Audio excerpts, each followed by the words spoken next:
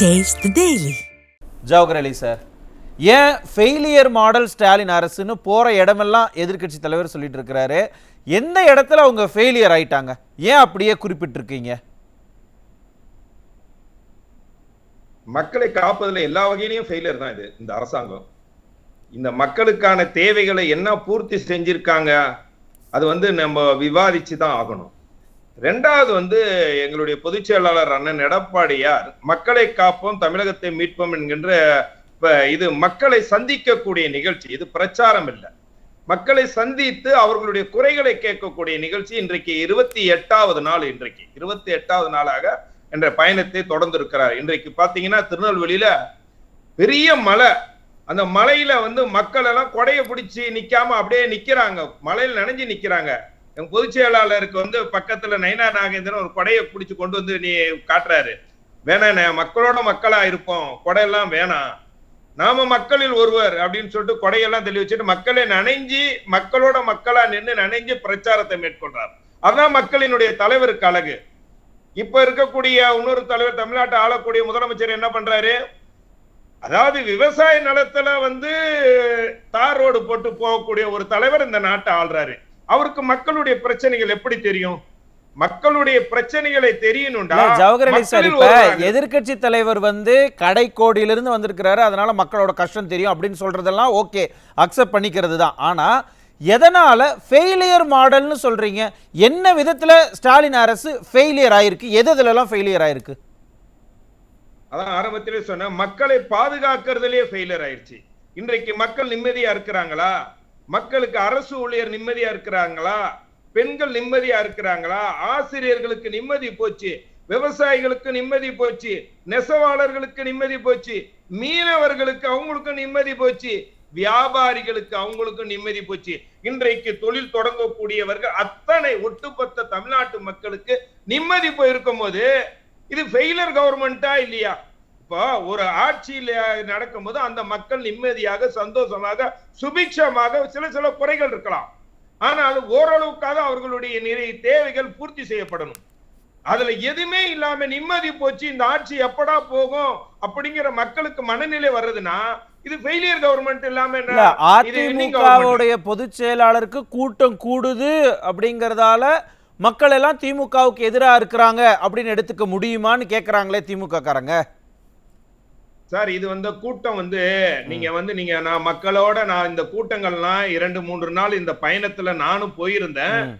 அந்த பயணத்துல பார்க்கும் போது இந்த கூட்டம்லாம் கூட்டி வரப்பட்ட கூட்டில மக்கள் எழுச்சியாக அங்க இருக்கக்கூடிய இடங்கள் அவங்க ஒவ்வொருத்தவங்க அவங்களே பேசுறாங்க. ஐயா, நீங்க எப்ப வருவீங்க? எங்களுக்கு நிம்மதியெல்லாம் போச்சு, இந்த ஆட்சியில ஒரு நல்ல ஆட்சி தருவீங்களா அப்படின்னு கேட்கக்கூடிய நிலைமை இன்றைக்கு மாணவர்கள், தொழிலாளர்கள், விவசாயிகள் எல்லாரும் கேட்கக்கூடிய நிலைமையில இது இருக்குது. இந்த கூட்டத்தை பாத்தீங்களா, ஏதோ அழைச்சு கொண்டு அதை நிக்க வச்ச மாதிரில, இது ஒவ்வொரு இடங்களும் தன்னிச்சையாக அவங்கவுங்க நடந்தே வர்றாங்க. பல கிலோமீட்டர் நடந்து பொதுச் செயலாளர் பேச்சு கேட்கணும், எங்களுக்கு நல்ல ஆட்சி தரணுங்கிற அடிப்படையில் தான் இந்த கூட்டங்கள் கூடுது. இன்னொரு விஷயம், ஏன் மக்கள் இந்த ஆட்சி, இந்த கவர்மெண்ட் ஃபெயிலியர் கவர்மெண்ட், இந்த ஆட்சி போகணும்னு நினைக்கிறாங்கன்னா ரெண்டு விஷயம் சார். அனைத்து இந்திய அண்ணா திராவிட முன்னேற்ற கழகம் ஆட்சி 32 வருடங்கள் தமிழ்நாட்டை ஆட்சி செய்தார்கள். இந்த 32 வருடங்கால ஆட்சியில தமிழ்நாட்டுல எல்லா தொழில புரட்சி, கல்வியில ஒரு புரட்சி, விவசாயத்துல புரட்சி.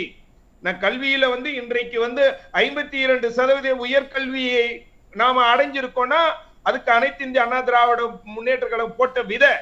தொழில இன்றைக்கு ஜிடிபில இந்தியாவுக்கு 2வது மாநிலமாக இருக்கிறோம்னா அது அதிமுக பகுத்த அந்த திட்டங்கள். அதே மாதிரி மாணவர்கள் படிப்புல முன்னே இருக்காங்கன்னா அவர்களுக்கு கொடுக்கப்பட்ட லேப்டாப் முதல் கொண்டு கல்விக்கான செலவுகள் அத்தனையும் கொடுத்து, விவசாயிகளுக்கு அவர்களுக்கு வழங்கப்பட்ட அந்த சலுகைகள், இவைதான் தமிழ்நாட்டை முன்னேற்ற பாதையில் கொண்டு வந்திருக்கு. இரண்டாவது அடித்தட்டு மக்களுக்கான திட்டங்களை அம்மா இருக்கும் பொழுதும் சரி, அதன் பிறகு அம்மாவுடைய ஆட்சி நீட்சியாக அண்ணன் எடப்பாடியார் ஏழைகளுக்கு என்னென்ன வேணும், உங்களுக்கு மருத்துவ வசதியா, மினி கிளினிக்கு, உணவு வேணுமா, அம்மா உணவுங்கள், உங்களுக்கு என்ன வேணும், தாலிக்கு தங்க வேணுமா, உங்களுக்கு தேவைகள் அத்தனையும் அறிஞ்சு மருத்துவ செலவுகளுக்கான அந்த கை எல்லாத்தையும் கொடுத்தாங்க. ஆனால் இன்றைக்கு என்ன நடக்குது? 520 பொய்யான வாக்குறுதி கொடுத்தீங்க. அந்த 520 பொய்யான வாக்குறுதிகளை நீங்க சொன்னீங்க முன்னாடி 90% நிறைவேற்றிட்டோம், 77% நிறைவேற்றோம், மாறி மாறி சொன்னீங்க. புரியுது ஜவஹர் அலி சார், இல்ல நீங்க சொல்றது எல்லாமே புரியுது. ஆனா என்னன்னா, திமுக மேல இருக்கக்கூடிய இந்த ஆன்டி இன்கும்பென்சியினுடைய காரணமாக தான் மக்கள் திரள்றாங்களா? அப்ப ஒட்டுமொத்தமாக 40 சீட்டை நாங்க ஜெயிச்சுக்கிட்டோம், மக்கள் எங்க பக்கம் தான் சொல்றாங்களே திமுக. அப்ப இப்ப நீங்க இங்க கூட்டமும் கூடுது, எதைத்தான் நாங்க நம்புறது? நீங்க ஒரு நிச்சயம் பாராளுமன்ற நீங்க கடந்த காலங்கள்ல நீங்க இந்த தேர்தல்ல நாங்க ஜெயிச்சிட்டோம், 13 தேர்தல்ல நாங்க ஜெயிச்சிருக்கோம், 10 தேர்தல் நாங்க ஜெயிச்சிருக்கோம்டா. நீங்கள் 2010 வருடம் ஆட்சிக்கு பிறகு அம்மா என்கின்ற மிகப்பெரிய ஆளுமை இல்லாத பொழுதும் 75 தொகுதிகளில் அனைத்து இந்த அண்ணா திராவிட முன்னேற்றங்கள் வெற்றி பெற்றது. திமுக இதுவரைக்கும் 5 வருடம் ஆட்சிக்கு பிறகு அடுத்த முறை வெற்றி பெற்ற வரலாறே இல்லை, இனிமேலும் வரலாறு இருக்க போறதில்ல. 75 தொகுதிகள் வெற்றி பெற்றிருக்கோம்.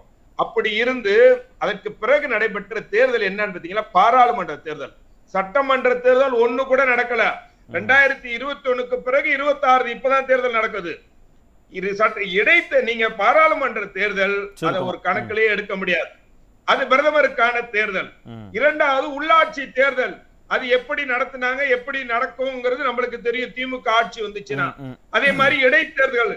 இந்த இடைத்தேர்தல்கள் ஒரு தொகுதிக்கு 500 கோடி ரூபாய் செலவு செஞ்சாங்கன்னா அந்த தேர்தல் எப்படி நடக்குங்கிறது நடந்தது எல்லாமே உங்களுக்கு வெட்ட வெளிச்சம். அப்படி இருக்கும்போது இந்த தேர்தல் என்பது இது மக்களுக்கான தேர்தல் சார். ஏன் சொல்றேன்னா, மக்கள் படக்கூடிய கஷ்டங்கள், அவர்கள் எப்படா இந்த ஆட்சி போகும் அப்படிங்க இருக்கக்கூடிய ஒரு நிலை. இன்றைக்கு சட்டம் ஒழுங்கு தமிழ்நாட்டில் நல்லா இருக்கா சொல்லுங்க, நீங்க எல்லாரும் சொல்லுங்க.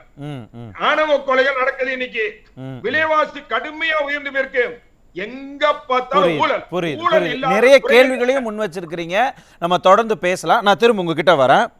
தொடர்ந்து அச்சத்தின் காரணமாக திமுக என்னதான் அதிமுகவையும் அதிமுகவுக்கு கூடக்கூடிய விமர்சனங்கள், அதிமுக கூடக்கூடிய மக்கள் இல்லாட்டியே அங்கே கூடக்கூடிய அந்த கூட்டத்தை பற்றி அவங்க எதிர்கருத்துக்களை எல்லாம் கூறிக்கிட்டு இருந்தாலும் கூட களம் யதார்த்தம் என்ன சொல்லுது, மக்கள் மனசு என்ன சொல்லுது? அதாவது எங்களுடைய பொதுச் செயலாளர் அண்ணன் எடப்பாடியார் போற இடங்கள் எல்லாம் மக்கள் கூடுற கூட்டத்தை பார்த்துட்டு திமுகவுக்கு மிகப்பெரிய அச்சமும் பயமும் வந்திருக்கு. ஏன்னா கடந்த 2021 தேர்தலே அவங்க வெற்றி பெற்றது குறைஞ்சது வெறும் 3% வாக்கள் வித்தியாசம் தான்.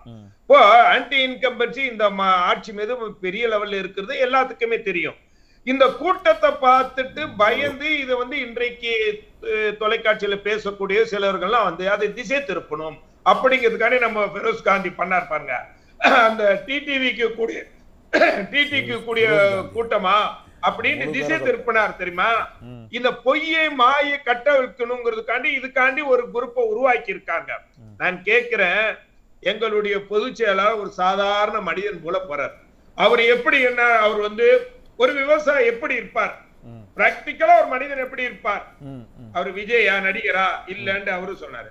அதே மாதிரி ஏதாவது மேக்கப் டோப்பா கப்பா ஏதாவது போட்டுட்டு இருக்காரா? இல்ல, அவர் முடிய கூட ஓரளவுக்கு செஞ்சுட்டு எப்படி சாதாரண மனிதன், ஒரு கிராமப்புறத்துல ஒரு மனிதன் எப்படி இருக்காரோ அந்த இடத்து போறாரு. ஆனா அங்க பாத்தீங்கன்னா நீங்க இந்த போட்டோல கூட காட்டினீங்க, ஒவ்வொரு பெண்களும் அவங்களுடைய செல்போனை புடிச்சுக்கிட்டு போட்டோ எடுத்துக்கிட்டு இருக்காங்க, வீடியோ எடுக்கிறாங்க. அவர் என்ன பேசுறாருன்ட்டு அவரை செல்ஃபி எடுத்துட்டு போட்டோ எடுத்துட்டு வீடியோ எடுக்கிறாங்க. அப்போ கூட்டிட்டு போன கூட்டம் இதெல்லாம் செய்வான்னு பார்த்தா இருக்காது. அது எங்கேயாவது உட்கார்ந்து கடலை போட்டுக்கிட்டு அது எங்கிட்டாவது தண்ணி அடிச்சுட்டு அப்படி இருக்கும். இது திமுக கூட்டங்கள்ல பார்க்கலாம். ஆனால் ஒவ்வொரு பெண்களும் ஆண்களும் அவர் பேசுவதே கவனிச்சுக்கிட்டு அவருக்கு போட்டோ எடுத்துக்கிட்டு இருக்காங்கன்னா இது மக்களுடைய கூட்டம், எழுச்சியினுடைய கூட்டம். இன்னொரு சொன்னா அது இல்லாம எங்களுடைய பொதுச் செயலாளர் 3 விஷயங்களை மையப்படுத்தி பேசுறாரு. நாங்கள் கடந்த காலங்களில் செய்த சாதனைகள் என்னன்னா செய்திருக்கோம், அதனால் தமிழ்நாடு எந்த அளவுக்கு வளர்ச்சி அடைஞ்சிருக்கு அப்படின்னு சொல்றார். திமுக உங்களை பொய்களை எப்படி சொல்லிட்டு ஏமாத்திட்டு எதை செய்யல, அதனால இன்றைக்கு தமிழ்நாடு எவ்வளவு கடல்ல தத்தளிக்குதுங்கிறத சொல்றார்.